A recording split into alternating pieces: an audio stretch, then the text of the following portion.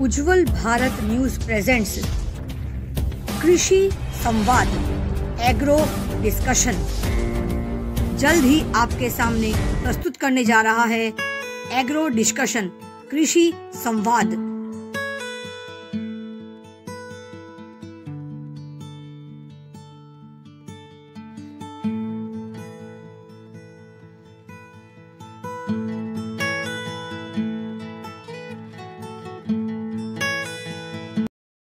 नमस्कार, उज्ज्वल भारत न्यूज में आपका स्वागत है। कृषि संवाद यानी एग्रो डिस्कशन में आज हम आपको बताने जा रहे हैं बैंगन की ऑर्गेनिक खेती कैसे किया जाता है। और हमारे गुजरात राज्य के अरवली जिले से हमारे साथ जो कृषक हैं मकवाणा जी, उन्होंने ऑर्गेनिक खेती बैंगन के ऊपर उन्होंने बिना किसी रसायन युक्त खेती करके ये एक बहुत ही अच्छा सकारात्मक सा उदाहरण पूरे देश को ही नहीं पूरे विश्व भर में उन्होंने फैला दिया है कि किस प्रकार से रसायन युक्त केमिकल या दवाइयाँ बिना उपयोग किए भी हम अच्छी खासी फसल बैंगन के अंदर खेती करके ले सकते हैं और अच्छा खासा मुनाफा भी हम इसमें कमा सकते हैं। हमारे देश में बैंगन एक ऐसी सब्जी है जिसे सब्जियों का राजा माना जाता है, क्योंकि बैंगन के सिर पे कहते हैं ना, वो हरे कलर का जो ताज होता है, जो मुकुट होता है। बैंगन एक ऐसी सब्जी है जो हर मौसम में हर चीज़ में हम उसको उपयोग करते हैं। उसके लिए कोई विशेष मौसम की ज़रूरत नहीं होती है। और इसी बैंगन को जो 12 महीना हम खाने में उपयोग करते हैं, इसी सब्जी को हमारे अरवली ज़िले से आज जो कृषक हैं वो जुड़ने वाले हैं, जिनका नाम है जयेंद्र मकवाणा जी। उन्होंने ऑर्गेनिक खेती के ऊपर सबसे ज़्यादा प्राधान्य दिया है और रसायन मुक्त मतलब कि रसायन को बिना उपयोग किए उन्होंने काफ़ी सारा मुनाफा भी इस बैंगन की खेती में, ऑर्गेनिक खेती में उन्होंने कमा के दिखा दिया है। और हमारे देश के प्रधानमंत्री जी ने भी यही कहा है कि जितना हो सके उतना प्राकृतिक खेती पे आप अपने आप को ध्यान दें। और हमारा देश वैसे भी 60% ज़्यादा लोग खेती प्रधान देश है और हमारे देश के लोग आज भी खेती में ही निर्भर करते हैं। तो आइए आज के इस विशेष कृषि संवाद के विशेष एपिसोड में हम आपको ले चलते सीधे अरवली। हमारे साथ जुड़ने वाले ब्यूरो चीफ अरवली के हिमांशु भाई व्यास साथ में जुड़ेंगे जयेंद्र मकवाणा जी। नमस्कार हिमांशु जी, आपका बहुत स्वागत है। दर्शक मैं बता देना चाहती हूँ, हमारे साथ उज्ज्वल भारत के ही ब्यूरो चीफ अरवली जिला संभालते हैं, लगातार 2.5 सालों से हमारे साथ जुड़े हैं और लगातार अरवली के हर छोटे से बड़े समाचार हमारे तक पहुंचाते हैं। और आज वो कृषि संवाद में भी जुड़ गए हैं। उज्ज्वल भारत ने एक मुहिम शुरू की, सकारात्मक मुहिम शुरू किया है, इसका नाम है कृषि संवाद। हमारा देश इतिहास गवाह है, हमारा देश सोने की चिड़िया कहा जाता था, कहा जाता है और कहा जाता रहेगा। लेकिन सोने की चिड़िया क्यों कहा जाता है, कभी इस पर कभी किसी ने गौर फरमाया है क्या?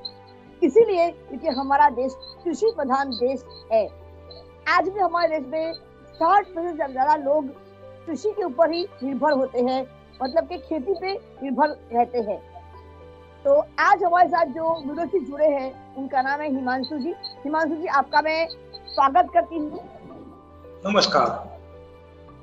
कृषि संवाद के इस विशेष एपिसोड में जो हर शनिवार को सुबह 10 बजे हम इसे पेश करते हैं, तो उसी के लिए आज हम इंटरव्यू लेने जा रहे हैं। तो बताइए कि आज अरवली से अब क्या विशेष व्यक्ति को लाने वाले हो कृषि संवाद को लेकर, क्या कहना चाहते हो आपको? તમે અમને શું કહેવા માંગો છો આપણા કૃષિ સંવાદ વિષય પર? अरवली जिला यानी कि गुजरात का एक ऐसा जिला कि जहां हर एक क्रांति अरवली से ही होती है। हम देख रहे हैं कृषि क्रांति में भी अरवली जिला अपना मुकाम हासिल कर रहा है।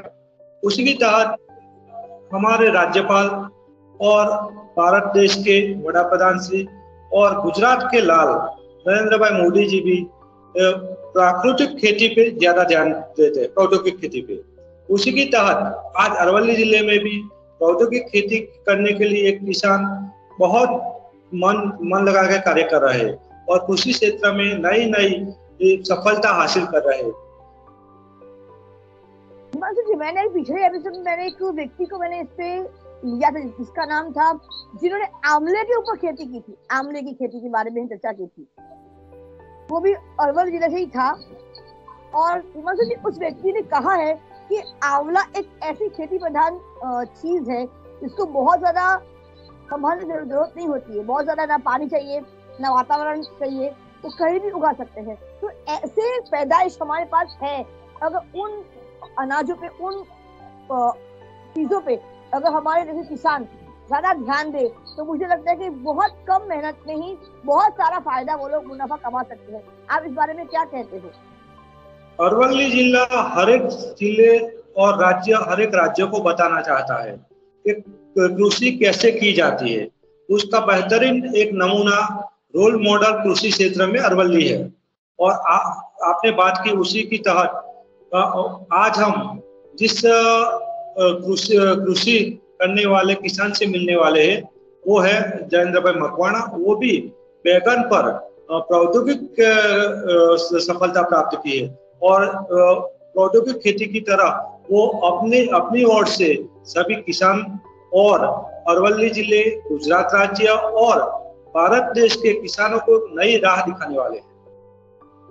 हिमांशु जी, आपको पता है, सुन के आपको बहुत आश्चर्य होगा, लेकिन हमारे देश के प्रधानमंत्री ने ऐसे कई लोगों को उन्होंने बहुत ज्यादा सपोर्ट किया है आर्थिक स्तर पे सब्सिडी देकर। और हमारे देश के प्रधानमंत्री श्री नरेंद्र मोदी चाहते हैं स्वयं कि हमारे देश के हर एक व्यक्ति को कहीं भी किसी और देश से सामान या अनाज मंगवा कर खाने की नौबत न आए, क्योंकि एक समय था जब हमारे पास अनाज की कमी होती थी, लेकिन आज वो हमने पूरा किया है।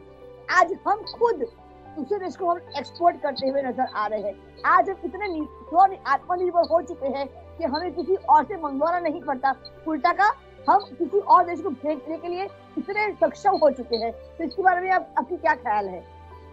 आपकी बात सही है कि हर एक क्षेत्र में हम अभी आत्मनिर्भर होने जा रहे हैं और हम चाहे तो अनाज भी दे सकते हैं, चाहे तो दवाई भी दे सकते हैं और हर क्षेत्र में भारत अपना योगदान दे रहा है और विश्व गुरु बनने के लिए जो लायकात चाहिए वो लायकात विश्व का देशों को दिखा रहा है।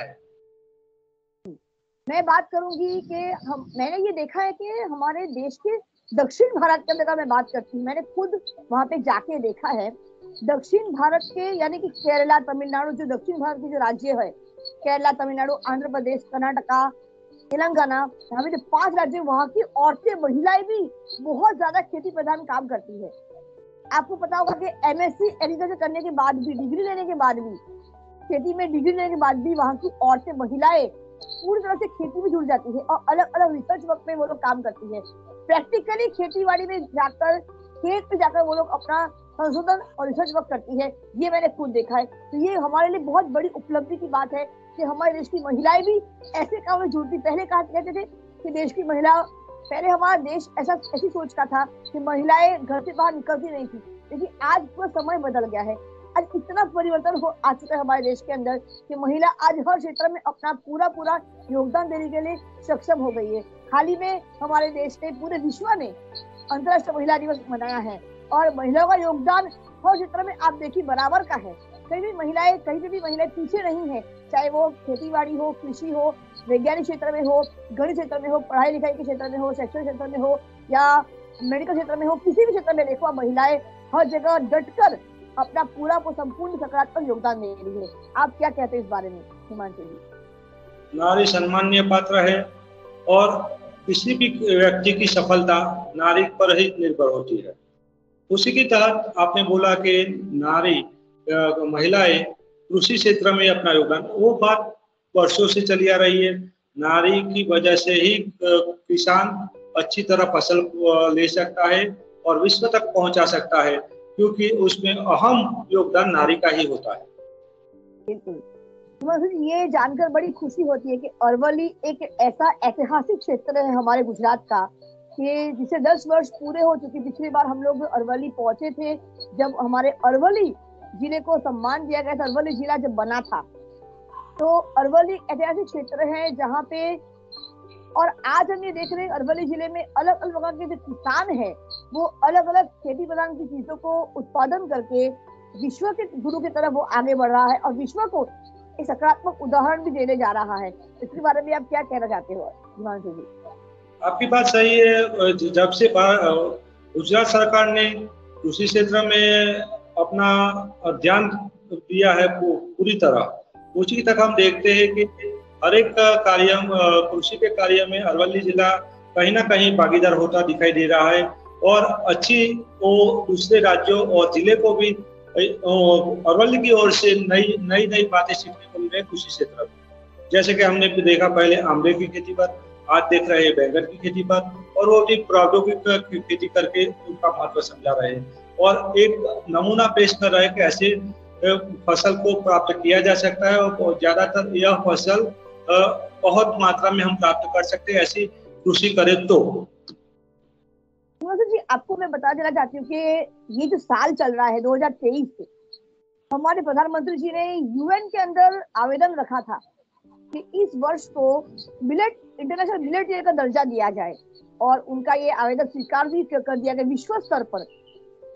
हमारे इस देश भारत को विश्व स्तर पर इस वर्ष को हमारे देश के प्रधानमंत्री जी के आवेदन के बाद इस वर्ष 2023 को अंतर्राष्ट्रीय मिलेट यानी मोटे अनाजों के साल को हमारे इस साल को दर्ज कर दिया गया है, यानी कि इंटरनेशनल मिलेट ईयर। पता है, दक्षिण गुजरात के अंदर पहाड़ी एरिया में आदिवासी क्षेत्र के अंदर एक अनाज बहुत प्रख्यात है, इसे कहते हैं नागली। नागली एक मोटे अनाज की पैदाइश है जो जंगली अनाज कहा जाता है उसे, जिसको उगाने के लिए बहुत ज्यादा मरम्मत नहीं करना पड़ता, ना बहुत पानी चाहिए, ना बहुत अच्छा वातावरण की जरूरत होती है। सबसे बड़ी बात पता है उसकी क्या है नागली की, कि नागली के अनाज को उगाने के लिए हमें बहुत अच्छा जमीन भी नहीं चाहिए। जो बिन उपजाऊ जमीन है, जिस जमीन में कभी कुछ उगता ही नहीं था, बरसों से उस जमीन ऐसे बंजर पड़ा है, बंजर जमीन के अंदर भी हम नागली उगाने के बाद उस जमीन को हम लोग उपजाऊ जमीन के अंदर परिवर्तित कर सकते हैं। ये इसकी एक खास बात है और मैं चाहती हूँ कि हमारे देश के प्रधानमंत्री तक ये बात पहुंचे। जहाँ जहाँ जिलों में, राज्यों में बंजर जमीन है, वहाँ जो हमारे पास किसान है उनके पास जमीन नहीं है, क्योंकि अपनी जमीन में वो खेती बाड़ी करते हैं, लेकिन अनुभव है, उनके पास आइडियाज है, अनुभव है, काम करने की क्षमता है, तो वो किसान एक हो जाए और ऐसे बंजर जमीन को अपने पास रख के अपने ऊपर वो काम करे, जमीन पे काम करे और बिन उपजाऊ जमीन को उपजाऊ जमीन के अंदर परिवर्तित कर दे और एग्रीकल्चर पार्क बनकर उभर कर आए। आपको क्या लगता है इस सोच के बारे में, आप क्या सोच रखते हो जो मैंने अभी सोच आपके पास रखी है? तो उसी की तहत देश आगे बढ़ रहा है, प्रधानमंत्री जी भी ध्यान दे रहे हैं और गुजरात सरकार भी ध्यान दे रही है और उसी क्षेत्र को अव्वल नंबर पर लाने की कोशिश कर रही है। तो खूब स्वागत है मकवाणा भाई, केम छो? पहला तो ये बोलो, केम छो? केम छो? મજામાં. આપણો દેશ કૃષિ પ્રધાન દેશ છે. આપણા દેશમાં 60% વધારે લોકો ખેતી કરતા છે, એ તમને પણ જાણ છે જ. તો આજના એપિસોડમાં તમારું ખૂબ સ્વાગત કરું છું, તમને હું વંદન કરું છું કે તમે છો એટલે જ અમે છે. કેમ કે આપણે કેટલા બી આર્થિક સ્તરે મજબૂત થઈ જઈએ, બટ સોના અને ચાંદીના દાણા ન ખવાય. પેટ ભરવા માટે ચોખા, ઘઉં, બાજરા, મકઈ, શાકભાજી અને ફળ જ ખાવા પડે. એટલે હું તમને વંદન કરું છું. તમારા જેવા આજે કૃષિઓ, ખેડૂતો છે એટલે આજે અમે જીવતા છીએ. કોરોના સમયમાં અમે જોયા હતા દરેક દુકાનો બંધ, બટ ફક્ત મેડિકલ સ્ટોર અને ખેડૂતોના દુકાનો ચાલુ રહ્યા હતા. તો આજે તમે અમારા આ કૃષિ સંવાદના વિશેષ એપિસોડમાં તમે અમારા માટે કયા વિષય કયા લાવો છો? તમે શું કહેવા માંગશો? બસ હું ગુજરાતના અને ભારત પ્રાકૃતિક ખેતી અને જે પેસ્ટિસાઇડ શાકભાજી અને જે વસ્તુ મળે છે એનાથી દૂર રહો અને પ્રાકૃતિક ખેતીમાં બીજ આજે માનો કે મેં જે આજે રીંગણની ખેતી કરી છે, ઓર્ગેનિક છે, એમાં રાસાયણિક ખાતર, દવા વપરાય, કેન્દ્રીય ખાતર એટલે ગાય ખાતર નાખવામાં આવ્યું છે, ગૌ મૂત્ર નાખવામાં આવ્યું છે, એના વિશેષ કોઈ પણ અને સારું ઉત્પાદન મળે અને સ્વાદિષ્ટ બની રહે છે. એટલે જાગૃતિ માટે અને કોઈ પણ પ્રકારના એમાં રાસાયણિક દ્રવ્યો નથી. એની સાથે સાથે મેં ઘઉંની ખેતી કરે છે, એ પણ 100% ઓર્ગેનિક જ ખેતી છે. બરાબર.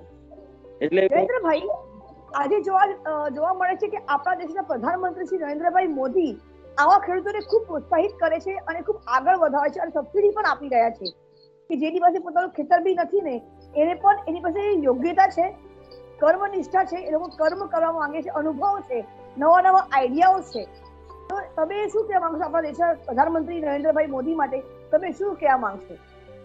હું મોદી સાહેબ કહેવા માંગીશ કે જે અત્યારે અને રાજ્યપાલ સાહેબ પણ પ્રાકૃતિક ખેતી માટે બહુ જ પ્રોત્સાહન કરી રહ્યા છે અમુક લોકોને કે જ્યાં પ્રાકૃતિક જે રાસાયણિક ખેતી ઉત્પાદન ઓછું મળવાના કારણે એ લોકો રાસાયણિક ખાતરો ને એવું બધું નાખે છે.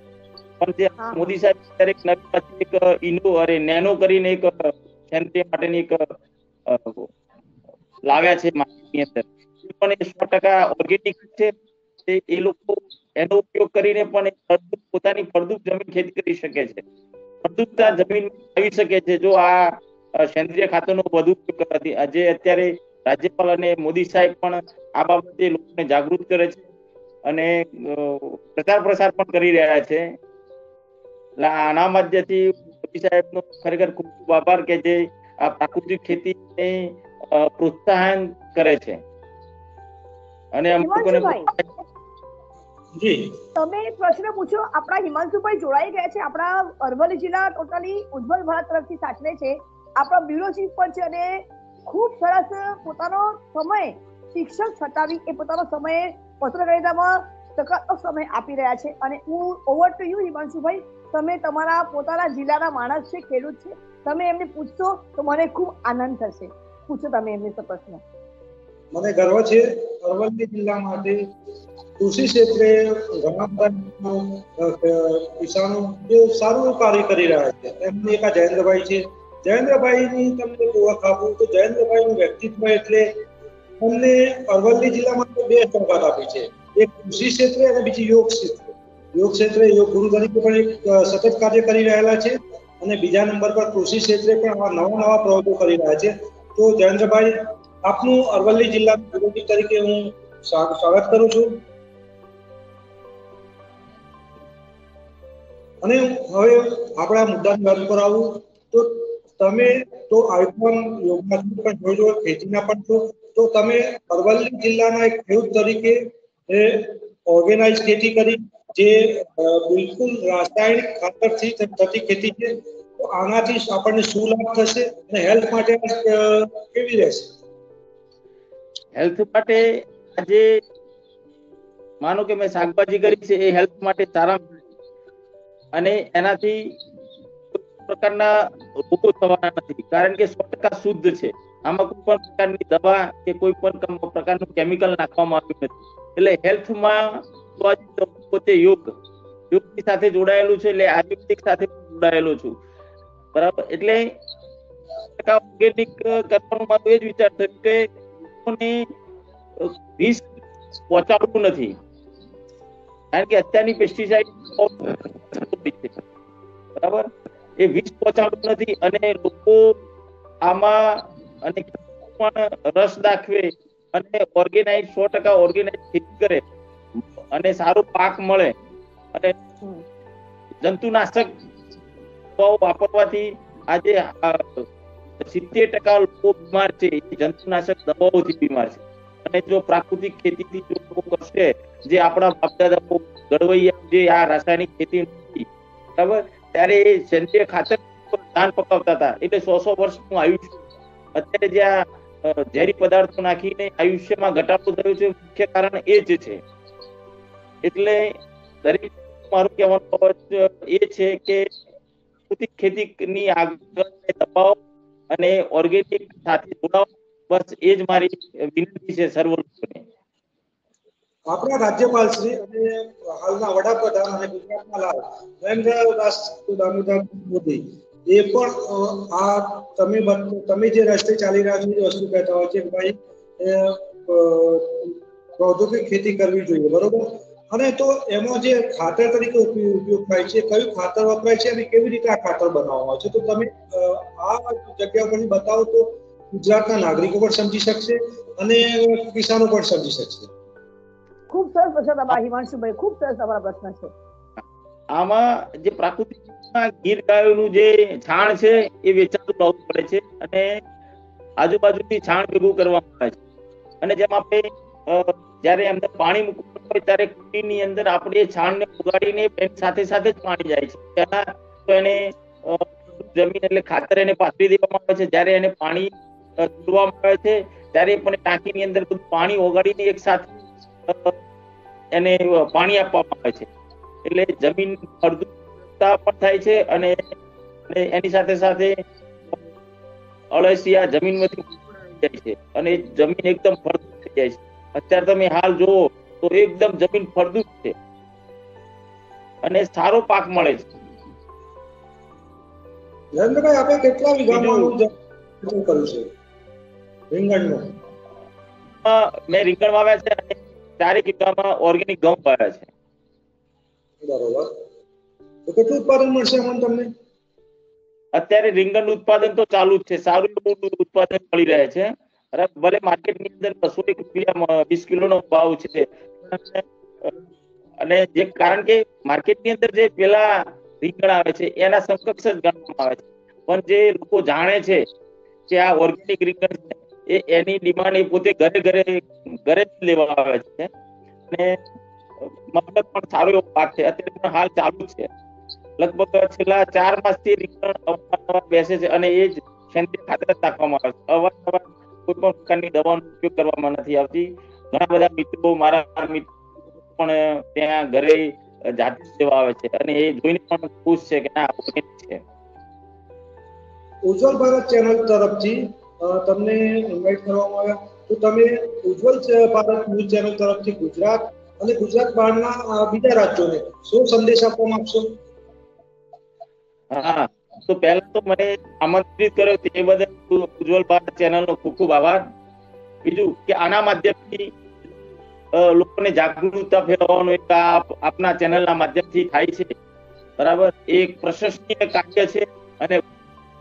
मकवाना जी और हिमांशु जी, आप हमारे साथ इस चैनल के माध्यम से कृषि संवाद के विशेष इस कार्यक्रम में जुड़े, उसके लिए मैं आप दोनों का वंदन करके दोनों का धन्यवाद करती हूँ। आप दोनों ने अपना अमूल्य समय हमें दिया।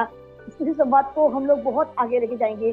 जैसे मैंने पहले भी कहा था, इस सीरीज को शुरू करने से पहले भी हमारे साथ एक प्रति हफ्ते हर एक व्यक्ति जुड़ते जा रहे हैं और हर एक कृषियों को हम आगे ला रहे हैं। और जैसे हमारे देश के प्रधानमंत्री श्री नरेंद्र मोदी हर कृषि को, हर कृषि वर्ग को एकजुट में, एक धागे में जोड़ने का सकारात्मक प्रयास कर रहे हैं, उसी तरह से हमारा चैनल भी ये कोशिश कर रहे सकारात्मक प्रयास की ओर आगे बढ़ता हुआ नजर आ रहा है कि हर एक जिले से, हर एक राज्य से ऐसी कृषियों को हम आगे लेकर उन्हें हम प्लेटफॉर्म दें और वो हर एक कृषियों को अपने बारे में बताए, चर्चा करें और समझ में आए। पूरे विदेशों में भी ये बात फैले कि हमारे देश की जो कृषि है, कृषि एक बहुत बड़ा वर्ग है, वो किस प्रकार से रिसर्च और संशोधन के लिए आगे बढ़ता हुआ नजर आ रहे हैं।